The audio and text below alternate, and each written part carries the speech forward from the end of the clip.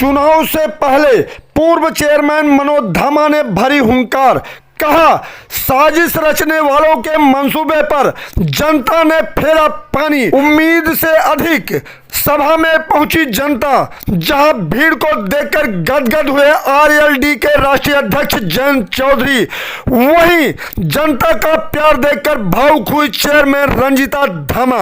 नमस्कार, शासन पक्ष में आपका स्वागत है। मैं हूं आपके साथ डीपी ओझा। लोनी के बेहटा में पूर्व चेयरमैन मनोज धामा के नेतृत्व में राष्ट्रीय लोकदल की कार्यकर्ता सम्मेलन का किया गया आयोजन, जिसमें राष्ट्रीय अध्यक्ष जयंत चौधरी ने दर्ज कराई अपनी उपस्थिति।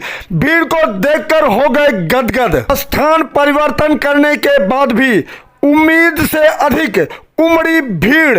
वहीं आए हुए अतिथियों का स्वागत फूल मालाओं से किया गया। लोगों ने तालियां बजाकर किया समर्थन। विकास कुंज में सभा चल रही है। लोनी के विकास के सवाल हैं, उन सवालों का उत्तर हमें और आपको ढूंढना है ना, तो यही हमारी पिच है। देश में जो राजनीति है, जो चर्चाएं चल रही हैं, उससे ज्यादा अच्छे लोगों का वास्ता नहीं रहा। जिन्हें यातायात, पब्लिक ट्रांसपोर्ट का कोई विकल्प ही लोगों पे नहीं है। यूपी रोडवे की कोई हालत है क्या? बसें बिल्कुल चलने लायक नहीं, रास्ते चलने लायक नहीं।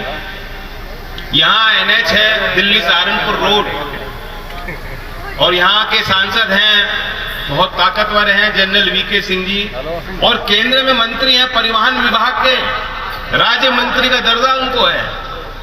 लेकिन मैं आपसे पूछता हूँ कि दिल्ली सहारनपुर रोड जो आपके इस जनपद से होके जाती है, क्या वह आपको लगता है कि नेशनल हाईवे है?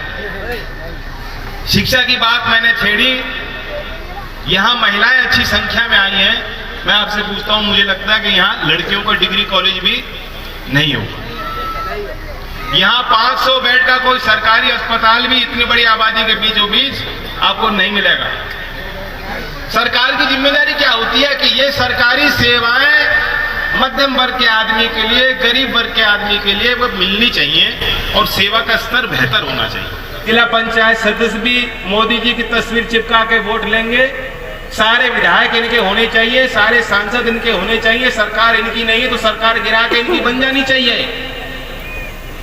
तो अपनी ताकत बढ़ाने में और बटोरने में कोई कमी, कोई कसर नहीं है। कहा था 5 साल में देश में 100 स्मार्ट शहर बन जाएंगे। आपने कोई जाके देखा है कोई स्मार्ट सिटी? अब तो 7 साल हो गए। 2022 का किसान की आय दुगनी होनी थी,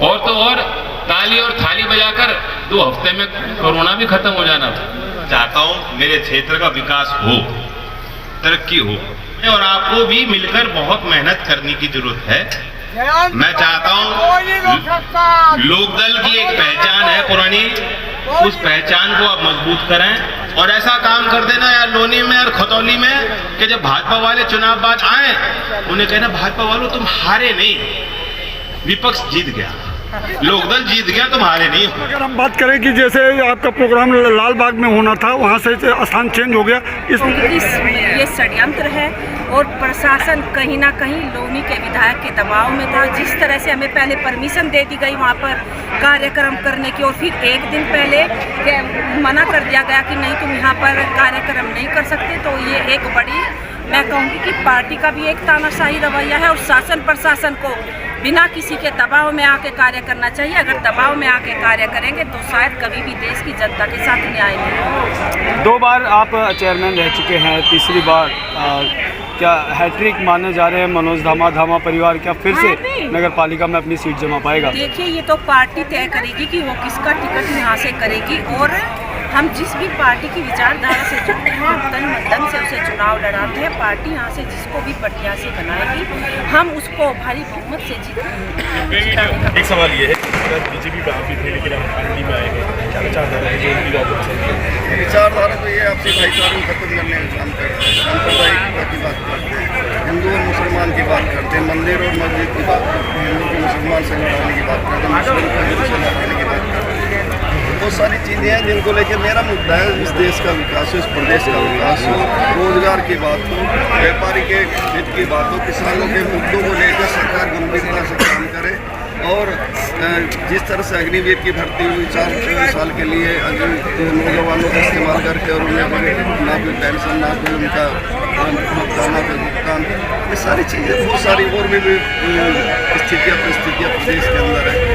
झूठे और फर्जी मुकदमे लगवा के जिस तरह से यहाँ शोषण करने का काम किया, कार्यकर्ताओं को नहीं हर समुदाय के लोग जो भी सरकार और सत्ता के खिलाफ बोलेगा उस पर फर्जी मुकदमे, इन्हीं चीज़ों से त्रस्त होकर मेरे और मेरे परिवार के ऊपर जिस तरह से 16 मुकदमे दर्ज किए गए, उससे कहीं ना कहीं मैं मुझे लग रहा है कि मैं एक ऐसे दल से जुड़ा हूँ जहाँ